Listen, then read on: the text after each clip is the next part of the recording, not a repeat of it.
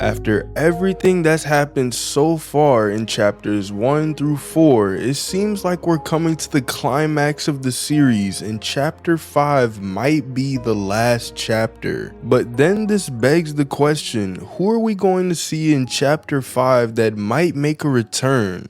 Well, the first character that I want to talk about is Huggy Wuggy, because we know for an absolute fact that he's going to be in chapter 5, with him being the cliffhanger for chapter 4. And it's interesting because in chapter 1, we thought we killed him, so we literally sent this dude on a one-way elevator down 300 floors only for him to survive and be right outside of the labs.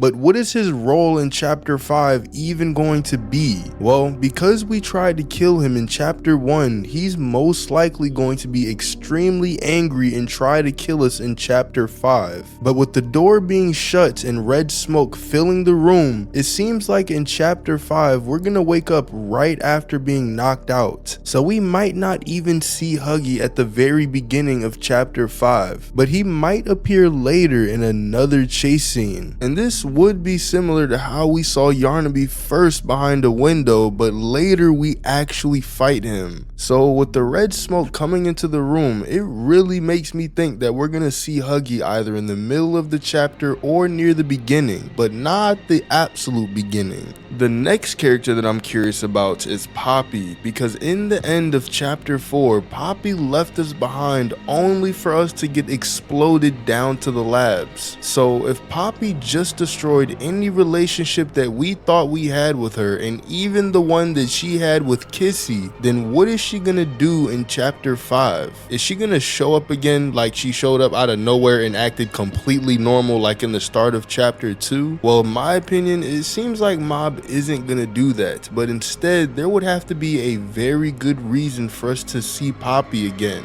And to be honest, they could pull out a plot twist with Poppy joining sides with the prototype, especially since we hear her agree with him in the untitled tape. He explained everything, and he's right. We can't leave. It's too risky.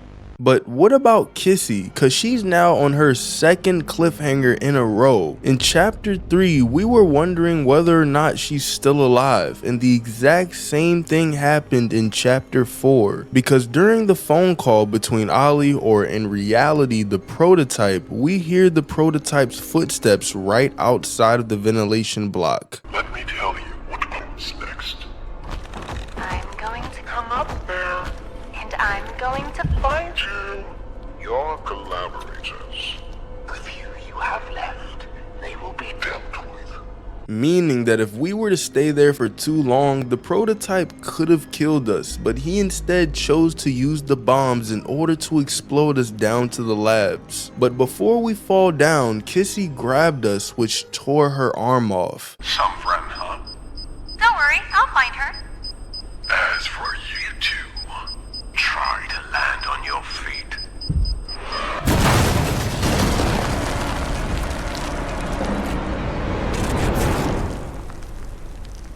And now she's all alone with just one arm. And it would be insanely impressive if she was able to do a one-arm pull-up to get back up. So what in the world is happening with Kissy? It seems like the only possible thing for Kissy to really do is come down the hole that we fell down. Cause I don't see her doing a one-arm pull-up. And even if she could do that, the prototype would be right outside ready to kill her. But if she does end up coming down and the only possible way for her is to go where we entered the lab, then it seems like we might see a fight between Huggy and Kissy, or there might be one off screen. And although Kissy did just lose her arm, Huggy is also missing part of his arm and has some pretty bad injuries. So either Huggy or Kissy would end up winning the fight and probably killing the other person, as we've gone through so many different problems that even though they seem to have had a close relationship, it's possible that whatever was left of that is completely completely gone. So if Huggy wins, it would be a huge plot twist and even an upset to the fans. Then if Kissy ends up winning, then it would finally kill off Huggy for good. But now for probably the most important character in the entire series, the prototype. We have to see the prototype in chapter 5. We've slowly seen more and more of him across every single chapter, with us only seeing his hand in a VHS tape in chapter 1. Then in chapter 2 seeing him drag away Mommy Longlegs. Then in chapter 3 seeing him kill Catnap. And finally in chapter 4, where we see a silhouette of what seems to be the lower half of his body, and with us having some foreshadowing as to what he looks like in both chapter 3 and 4, it would make sense now that we're inside of his home that we'll eventually see what he really looks like, as Mob has been teasing his appearance and even making it something to look forward to. And since we know that the prototype is insanely intelligent, both from a chapter 2 tape which described him almost escaping his containment, and even the fact that he managed to orchestrate the Hour of Joy, we know for a fact that the prototype planned for us to go into the labs and eventually have the red smoke dispense on us, which means that the prototype could take us somewhere, and we might start chapter 5 in some sort of prison cell where he'll eventually experiment on us. But before seeing him, we might be able to escape the prison cell, because otherwise the chapter would be one very long cutscene. But because of the way that everything is going and we don't really have any villains left to fight, it's possible that we might get a prototype boss fight in chapter 5, similarly to how we had a boss fights with both Catnap and Doughy in chapters 3 and 4, because in chapters 1 and 2 we just had a chase scene which was scripted, but then in chapters 3 and 4 it got a little bit more difficult. And with chapter 5 it might be even crazier, but this time with the prototype being the villain. But lastly, I want to talk about an interesting character that you might not have known survived, and that's PJ Pug-a-Pillar, because although we do see a dead PJ Pug-a-Pillar in chapter 3 on Catnap's shrine, it's actually confirmed that PJ survived the events of chapter 2, and we even see in a video uploaded to Mob's YouTube channel that there were multiple PJ Pug-a-Pillars. So what could he end up doing in chapter 5? Well, it honestly doesn't seem like much, because although PJ played a somewhat significant role in chapter 2, the only thing he really seems to be good at is running insanely fast, and I don't really see some kind of Avengers Endgame thing happening where PJ joins sides with us trying to kill the prototype. But he might end up showing up in some way. I just have no idea what it could be. But what do you guys think?